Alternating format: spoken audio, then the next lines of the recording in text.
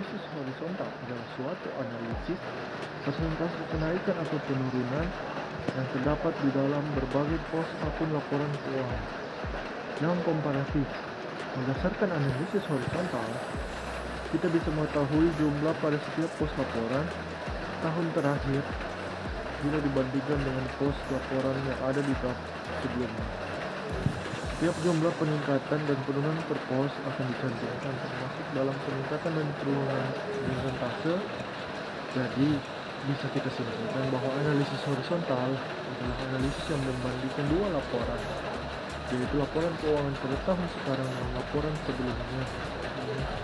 Analisis horizontal ini bisa membandingkan antara 3 periode lebih dari laporan komparasi. Sedangkan analisis vertikal adalah analisis yang dilakukan dengan cara melakukan perbandingan hubungan antara pada tiap unsur laporan keuangan dan dengan total akun dalam laporan keuangan tunggal. Yang berikutnya adalah trend percentage, adalah suatu metode atau teknik analisa yang untuk mengetahui tendensi daripada keadaan keuangannya, apakah menunjukkan tendensi tetap, naik atau bahkan pun turun.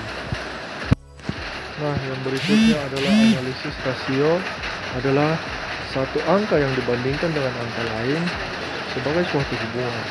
Menurut Jonathan Goldin berpendapat bahwa rasio adalah suatu angka digambarkan dalam suatu pola yang dibandingkan dengan pola lainnya serta dinyatakan dalam persentase. Sedangkan keuangan adalah suatu yang berhubungan dengan akuntansi seperti pengelolaan keuangan dan laporan keuangan.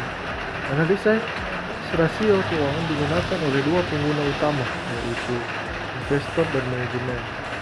Investor menggunakan analisis rasio untuk melihat apakah perusahaan itu investasi yang bagus atau tidak. Nah, analisis rasio keuangan atau financial ratio adalah suatu alat analisis yang digunakan oleh perusahaan untuk menilai kinerja keuangan berdasarkan data perbandingan masing-masing pos yang terdapat dalam laporan keuangan seperti laporan neraca, rugi laba, dan arus kas dalam periode waktu tertentu.